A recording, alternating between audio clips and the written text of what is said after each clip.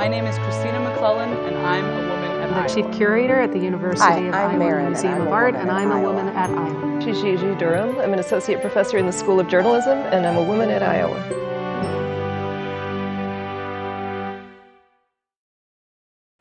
Hello and welcome to Women at Iowa, a place where the University of Iowa community can come and take pride in the accomplishments of the women who call it home.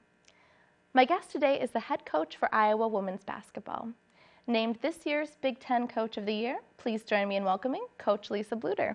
Lisa, it's great to have you on the show today. Thanks, Kelly.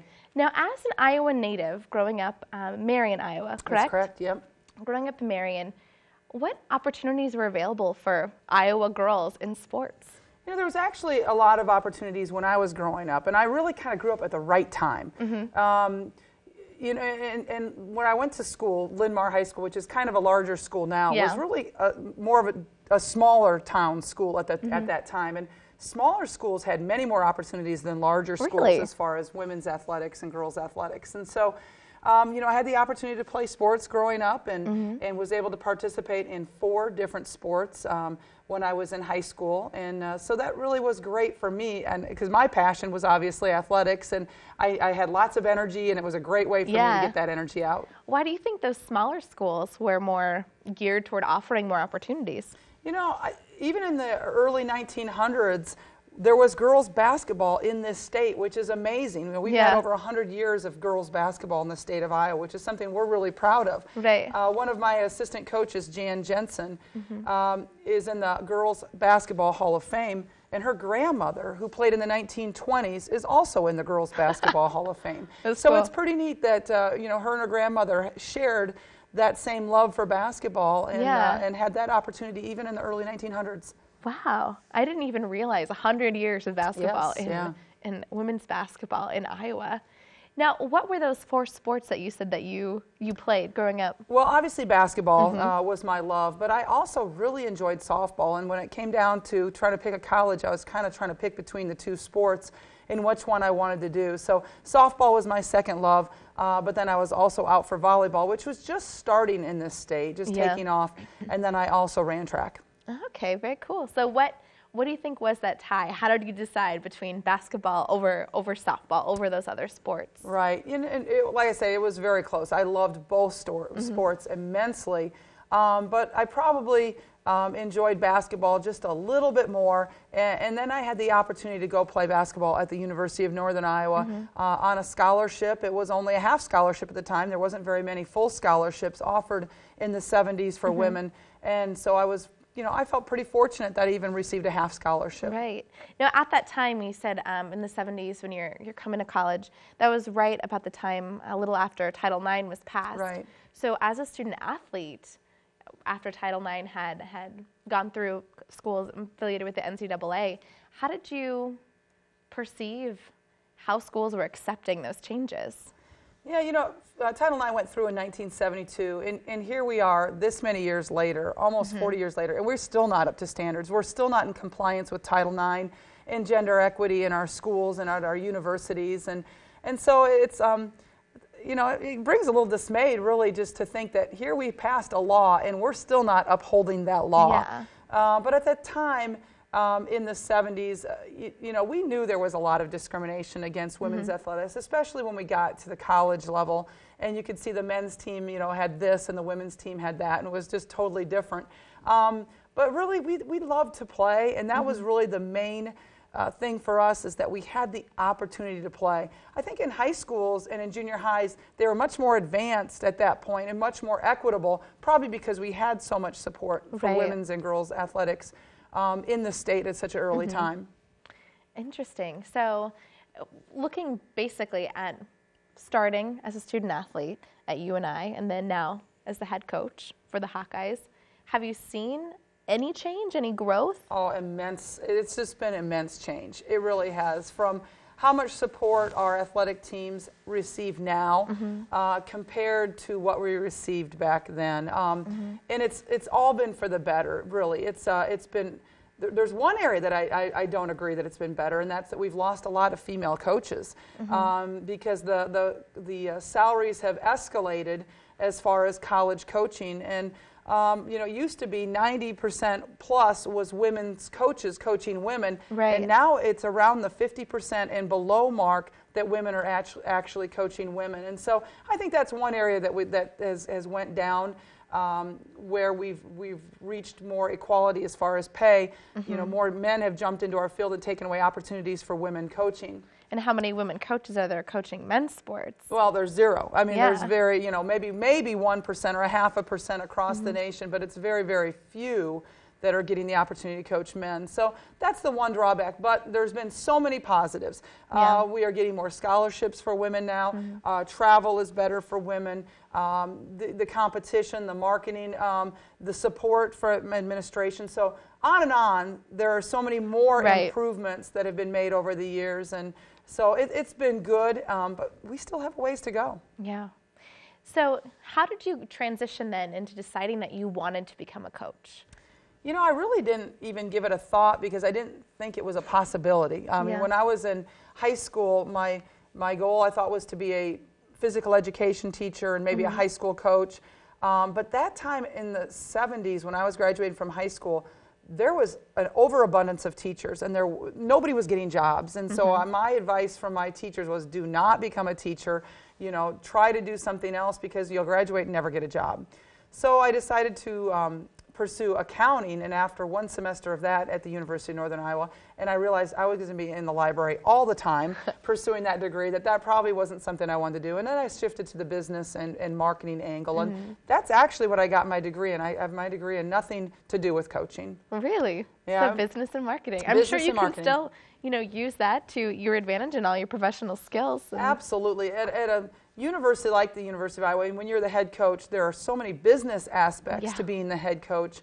You wear a lot of different hats, and really, having a physical education or an education background would be fine. But I think being able to budget and market your program and promote your program and manage people is probably, maybe even psychology is probably Right. even more important. Because you can certainly, if you have a love for the game, know the X's and O's. Exactly. So you started at St. Ambrose as a coach, and then went to Drake, and then came to Iowa. What path brought you here? Why did you? I've heard you describe being at Iowa like being at home. Right. How do you get that feeling? Right. When I graduated from college, I actually spent my first year in advertising. I worked for an advertising company in Waterloo. And really thought that probably my basketball career was going to be over, but I missed it so much. And I tried to stay involved by doing camps and being involved with the UNI women's basketball team in some capacity, Right. whether it was being an evaluator for the officials at games or helping on the scorer's bench or doing something. And then a position came open at St. Ambrose University, and it really wasn't a very good position, to be quite honest. The pay was very bad. And not a lot of other people really wanted the job. It opened up in August, and the end of August, the coach quit, and at that point, their position was open, but most people had already made their moves. Most, teachers and coaches had already been locked in at their universities Right. for that upcoming year.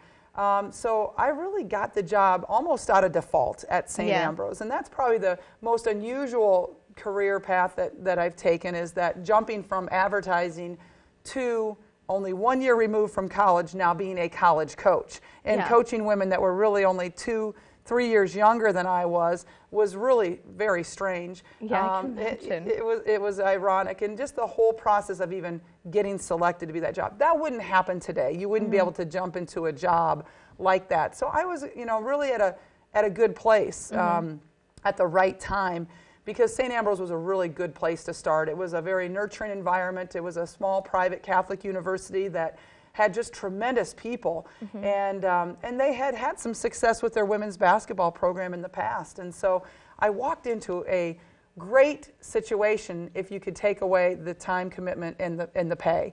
Yeah. If you took away those things, and to me that didn't matter. To me, those were things that really didn't matter at that point in my life. I just wanted to coach. I wanted to be around the game and be around young women that were very excited about the game. So I was there at St. Ambrose for 6 years, And at that time, a coach was hired at the University of Iowa named Vivian Stringer, who, as we all know now, really put the University of Iowa on the map as far as built this from really a very subpar program into a great program. And I had the opportunity when I was at St. Ambrose to come here and get to know Vivian, work at her camps, and learn from her. And I would come over and watch her practices, and at that point, we started to be very successful at St. Ambrose. And I had the opportunity to go to a couple of different Division I programs, and I decided Drake would be the next career path that I wanted to take because it was in the state of Iowa. They had, again, had a very successful program early on. Right. So I went to Drake, and I was there 10 years, and then obviously when the Iowa job opened, it really was a dream job for me because it was coming home. It was coming back to the highest level job in the state as far as women's basketball, and it was close to home. Very cool. Now, you had mentioned Coach Stringer. You actually just returned from the NCAA tournament and played her team. Right. Was that weird at all? Did you? It's weird just because, I've known Vivian for so many years now. We've known each other, for about 25 years. And she's really one of my mentors, one of the people that I really looked up to in coaching, and I learned from her. And so to compete against her is pretty strange. Even though I've competed against, I think that was about the 5th time that I've competed against her. But it was still, it's still kind of strange. And I know that how much she loves the University of Iowa.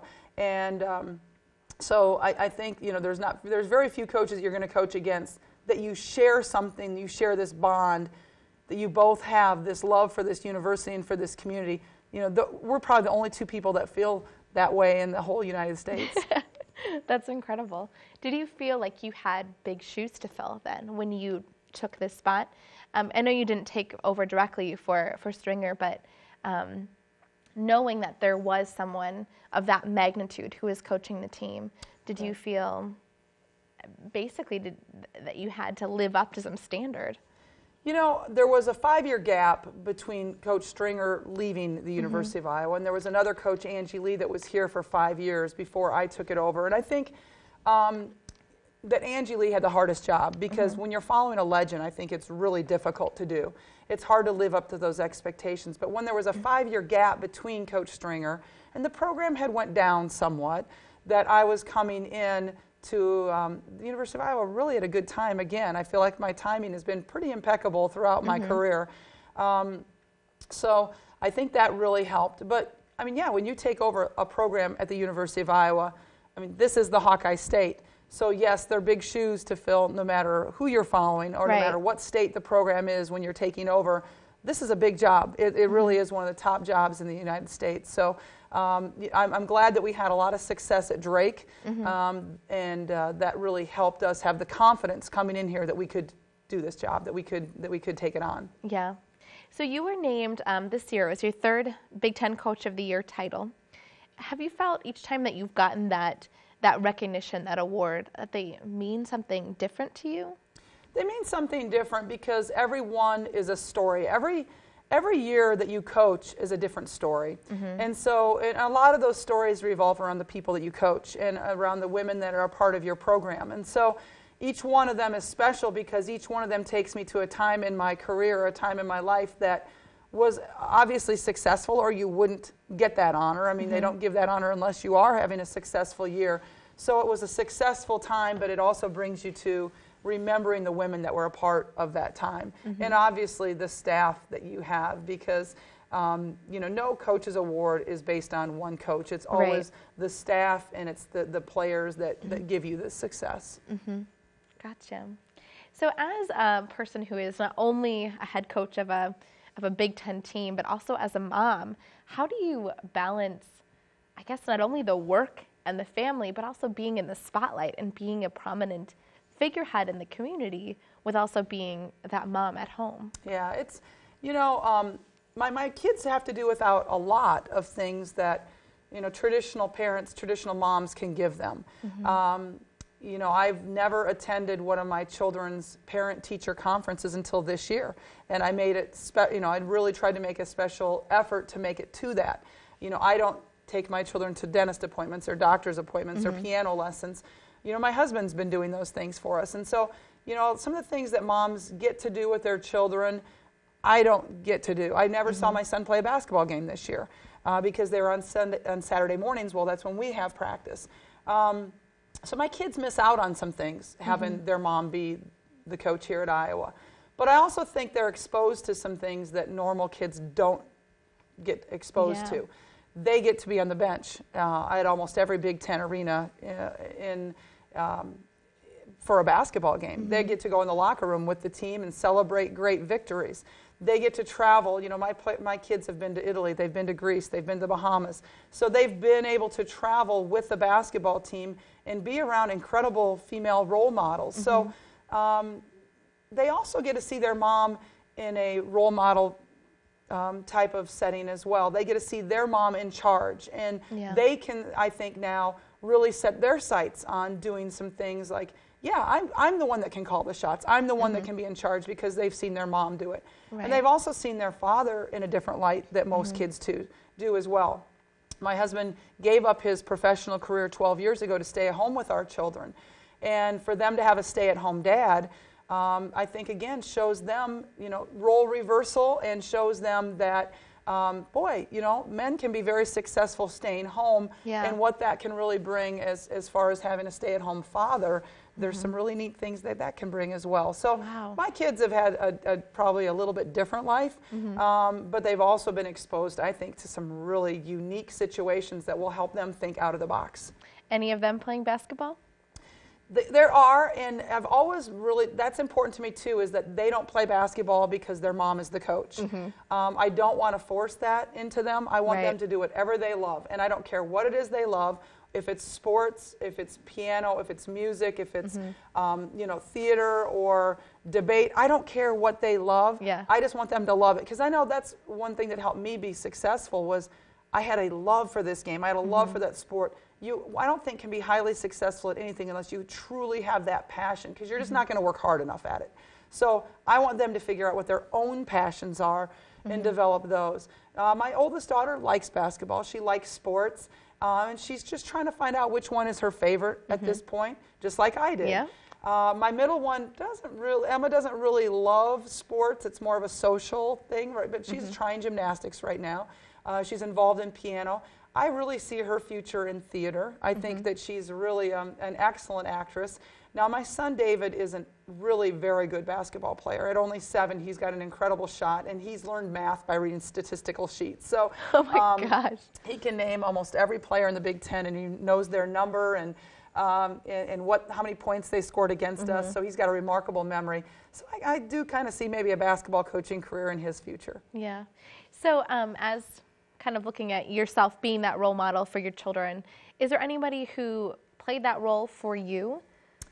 You know, growing up, there wasn't a lot of female basketball player role models. I mean, we didn't have Olympics, basketball in the Olympics till 1976. That was the first year. I was already in high school before we even offered basketball as an Olympic sport. Your role models really were more people like Billie Jean King in tennis or gymnastics, and seeing, you know, some of those people really compete at a high level. And I certainly tried all those sports because those were, you know, those were the most prominent women's sports at that time. But again, I'm really fortunate to grow up in this state of Iowa where basketball was really ahead of the curve as far as other states. And so growing up, there wasn't a lot of female role models. When I got into high school, I was very fortunate that after my freshman year at Linn-Mar High School, they hired a very successful collegiate women's basketball player. Her name was Susie Kuderna, and she was actually a Kodak All-American, one of the top 10 players in America. And she played at William Penn College in Iowa and came to be our basketball coach. And that's the first time I really thought, wow, this person, she went to college, you know, she got her college education because of basketball. And it was the first time it really put it into my mind that, yeah, I could really do this. I could go to college and continue to play basketball out, you know, after high school. And then when I got into coaching, you know, people like Vivian Stringer and Pat Head Summit were certainly role models. Jody Conrad at Texas, that, you could achieve, you could have success at a high level and make this a career and not just something you did for fun. Yeah. Now, as a coach, is there anything that you focus on when you are coaching your girls to make them not just better players, but better women for the future, like these women sort of inspired for you? Right. Absolutely. I feel like basketball is such a great teaching opportunity. I just feel like I have got the best classroom that I can have the opportunity to teach women. And definitely we want to teach them how to shoot better, how to run the offense better, how to defend better, how to stop somebody from shooting a jump shot. Those are all things that are really important. And obviously, if I don't do those things well, I lose my job. I mean, they want a successful women's basketball coach. They want women's basketball teams that win. But I've always believed that we have a better opportunity to teach women how to be successful through playing basketball. I've always felt like it's a mini life. You have to learn how to play as a group. It's an excellent opportunity to teach people about teamwork. It's an excellent opportunity how to teach people how to win gracefully, how to lose with pride. And although you don't like to lose, nobody likes to lose, it's a part of life. It's a part of learning how to lose and not let it be devastating to yourself. I can teach that to my players. And so when they go on into the next phase of their life, whether it's in basketball or whether it's in being a teacher or being a politician or being a doctor or a lawyer, you've got to learn these lessons. And I just feel like when they're out for athletics, I can teach them these lessons so much easier than a student that has to maybe read about them in a book or doesn't get those real life experiences. My players are used to being interviewed in front of cameras. They're used to having to be spokesmen for their team. They're used to having to work hard to reach goals and to set goals. And so, again, I just think they have an advantage because they have real life examples and real life lessons that they're taught when they're experiencing playing in athletics. And to me, that's probably one of the most gratifying things that I get to work with and that I really get to teach them, how to be great women. And I always like to say that, my women are not just great basketball players. They're great women who happen to play basketball because there are a lot of great women out there who just happen to do a lot of things, fill in the blank. But my great women happen to play basketball. Now, what do you do as a coach when things are getting difficult? Maybe games aren't being won or people start getting tense and not enjoying themselves. What do you do as a coach to kind of bring them back on track? Right. And I think every year is a little bit different because you're dealing with different people.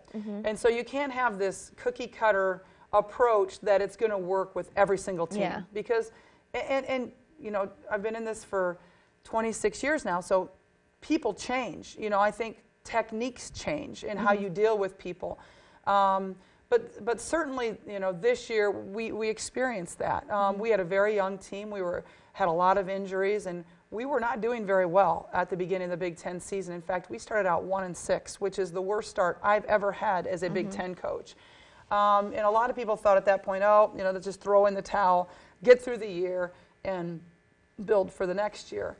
And our staff really took a different approach. We tried to go back to remember why they love this game. Because it is no fun to lose. And it really is, it hurts everything. It hurts your studies. It hurts how you feel about things because losing is awful. But learning to deal with that, again, I think my players learned how to bounce back from failure. And that's, if they can only learn that one lesson from this year, and we were successful in teaching them that one lesson, how to bounce back from failure, I think this program has been extremely successful and rewarding for those women.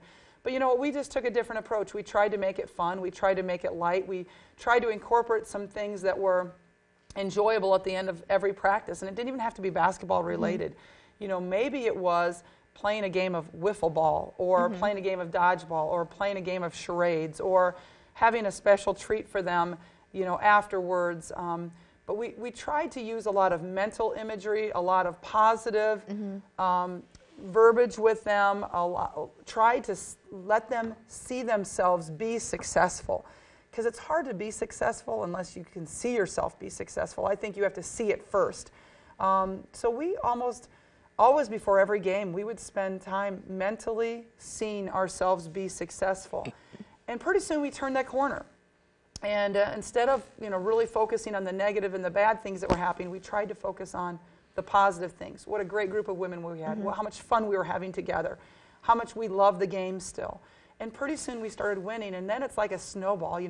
Winning, I think, gives you confidence. And confidence brings you more winning. And it just keeps growing and growing. And that's how our year really changed. And you ended up third in the Big Ten. We ended up third in the Big Ten. And then actually got to the championship game of the Big Ten championship and lost that game, unfortunately, by 2 points.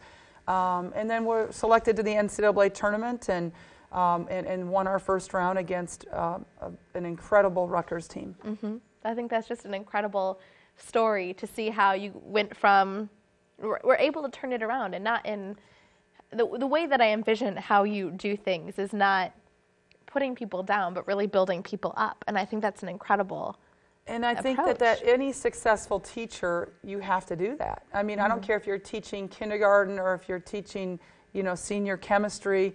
If your students don't believe they can do it, they're probably not going to be able to do it. It's a self-fulfilling prophecy. So you have to see yourself being successful. If you want to be the greatest chemist, you better see yourself as that. You can't think of how hard this is, but you have to see yourself as that person. And so, again, I'm a pretty strong believer in mental imagery and being positive. And a lot of us, unfortunately, think negative thoughts, and we've got to eliminate that negative thinking and get that out of our minds and really start teaching yourself the skill of every time that little negative thought enters your mind, being able to push it out and replace it with a positive thought, which I think takes a lot of effort and a lot of time. And again, if that's something my players can learn, I really think it's going to help them be successful in the long run. Yeah.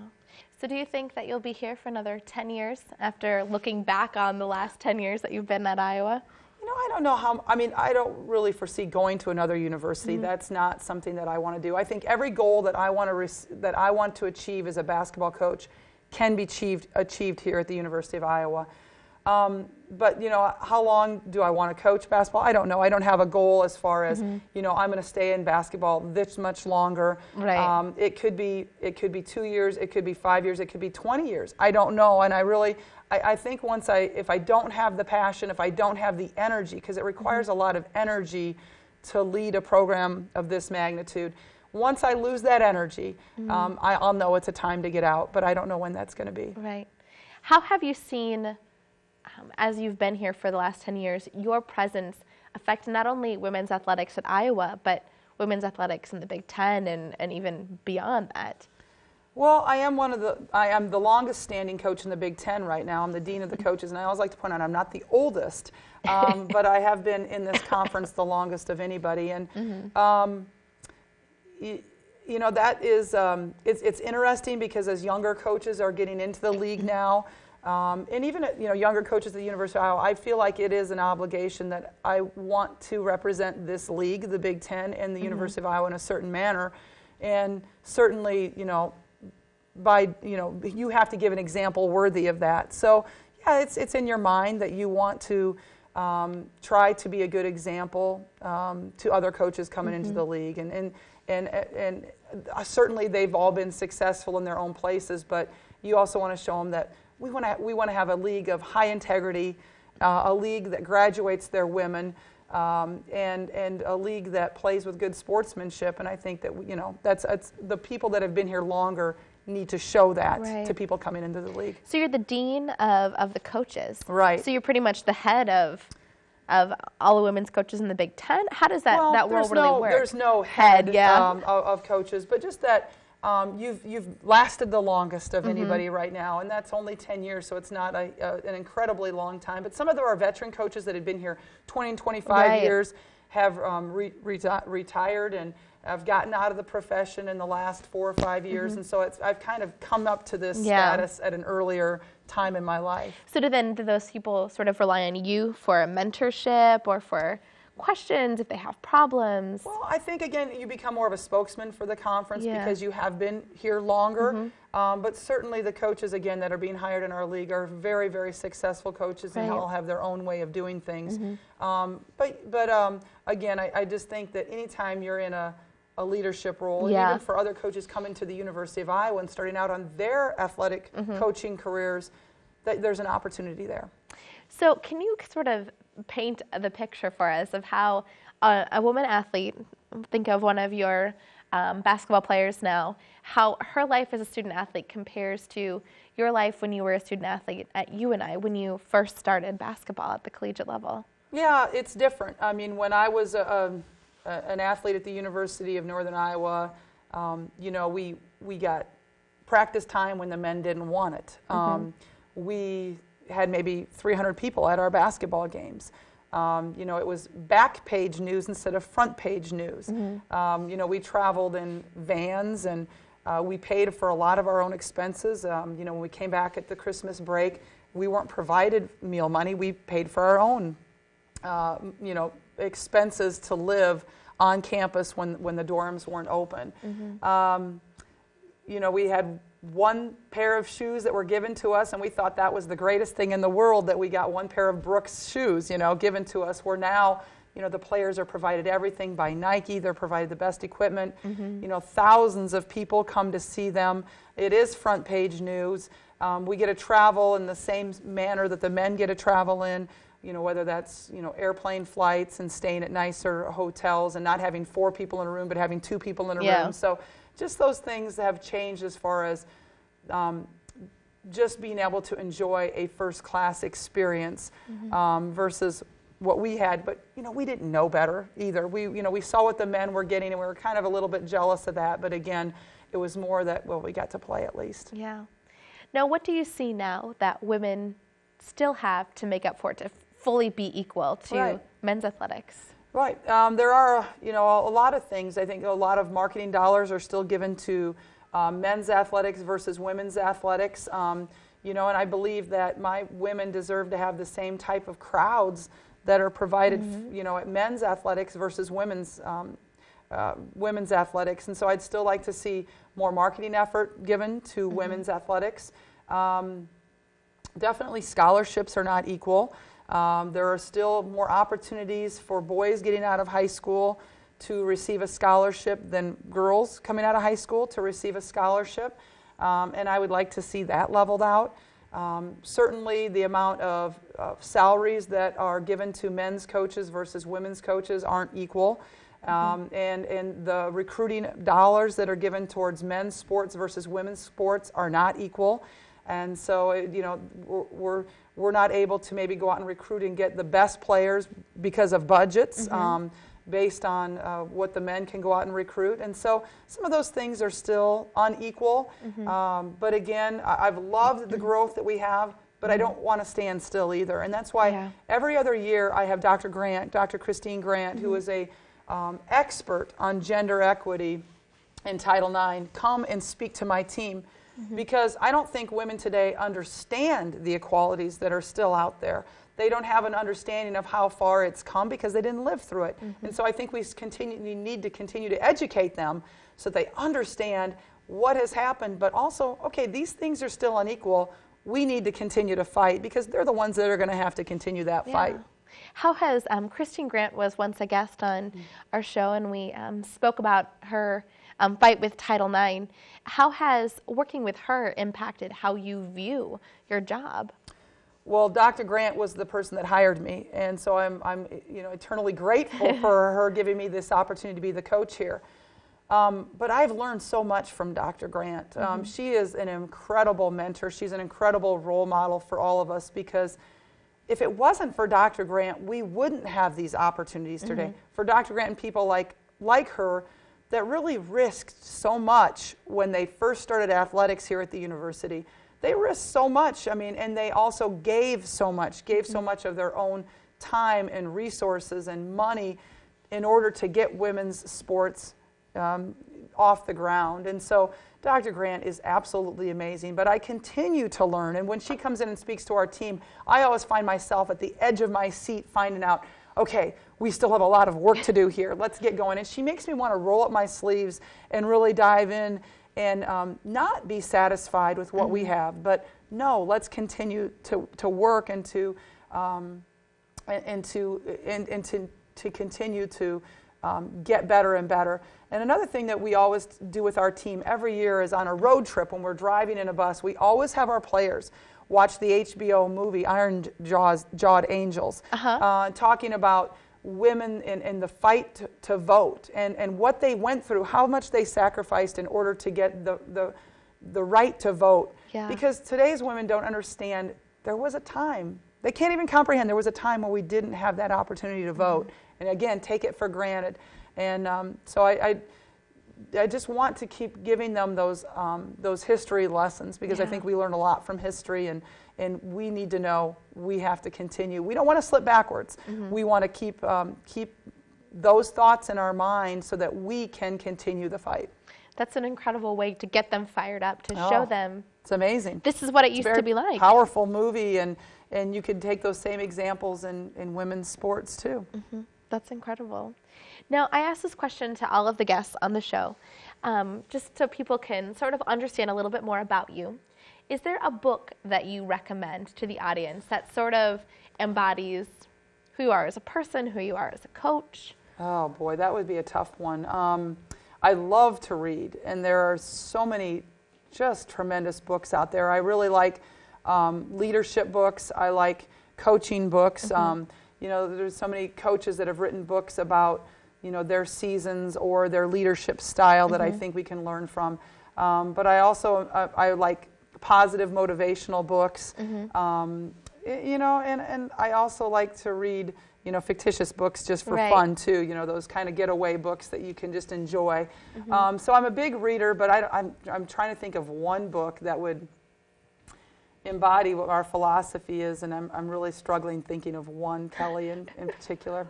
Well, that's quite all right. I mean, Iron-Jawed Angels is a movie. That's another form of you know, other form of video literature that demonstrates your belief behind the fight and needing to, you know, incorporate that.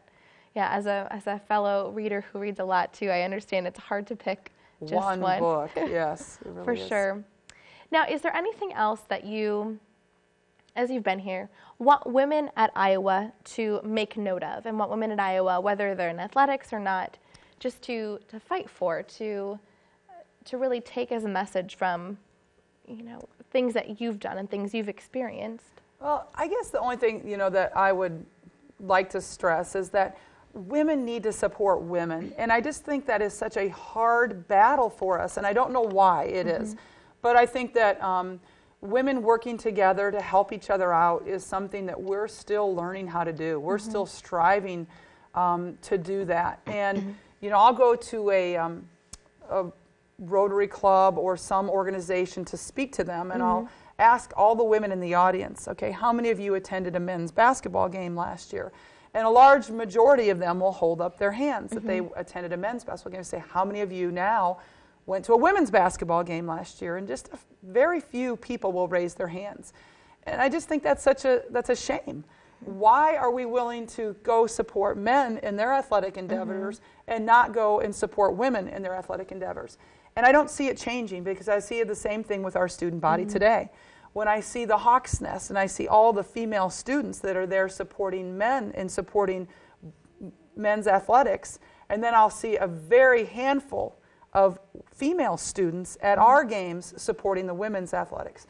So, and I use athletics because that's what I live. That's the world I live in. But I think it could be in anything, whether it's in theater or politics or whatever it is. Women need to learn to support women better. And I don't see us learning that lesson yet. And I hope that it happens in the near future, because I know that I want my daughters to have full support from everybody, both sexes, and I want them to have every opportunity to do well. And I think it's a lot harder for us to achieve complete success if we're not supporting each other. I think it's a great point. For the record, I went to a women's basketball game this year, but not a men's basketball game. So. And I think we should go to men's basketball games too. I'm not saying that women shouldn't go support men. I just want Definitely, both. I want definitely. women, and I want men to support women's athletics too. Because Well, I think they're a lot of fun. oh, and I agree with you, Kelly. I think there are a lot of fun, and I know a lot of young boys that come to our basketball games and absolutely love it. And it really warms my heart to see little boys coming up to our women after basketball games and getting their autograph, because I think that's teaching them some valuable lessons at a young age too, those boys, that, hey, I can look up to women and I can support women, and I hope those fathers and mothers that bring those little boys to those games keep trying to teach those lessons as they grow up as well. I will admit a little story, though, for you. My dad took us to basketball games, my brother and sister and I, when we were little, in the women's basketball games. Right. The first one was you guys were playing you and I, and he was like, Kelly, who do you want to cheer for? And I said, the purple. So like the color of the uniform. You like the color purple. He's like, no. We want to cheer for the yellow. And it was, oh, okay. But That's was, great. Early on. But we have been fans for a long time. Yeah, So. and that's how a lot of people get their start in going to basketball games is, their fathers and mothers are looking for something to do with their kids, and it's just, it is great family entertainment. Yeah. It's inexpensive. It's personal because you can meet the players after the games. It's fun. It's a healthy environment, teaching, physical fitness and teaching team spirit, and there's just so many lessons that can be learned by bringing young people to our games. And so I'm glad to hear that your parents did that, Kelly. Yeah.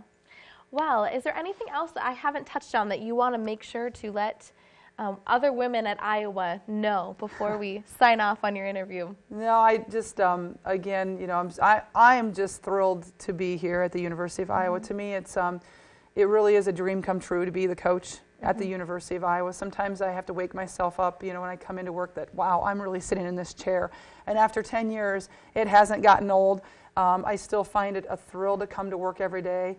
I still find challenges every day. And it just, we're so fortunate to be living in a state like Iowa and being at a university where we have a female president and a great presence of strong women in our community. So we've got great resources here, and just encourage everybody to use those resources and to support each other. And I think we have a great thing going here, Kelly. Well, wonderful. And I appreciate you inviting me to be here today. Well, we thank you for being on it. It was incredible to hear your story as a woman who is not only the head coach of Iowa women's basketball, but also one of the very prominent women on campus and a prominent strong woman community member. So thank you so much for coming on the show. And thank you again for tuning in. And we will see you next time on Women at Iowa.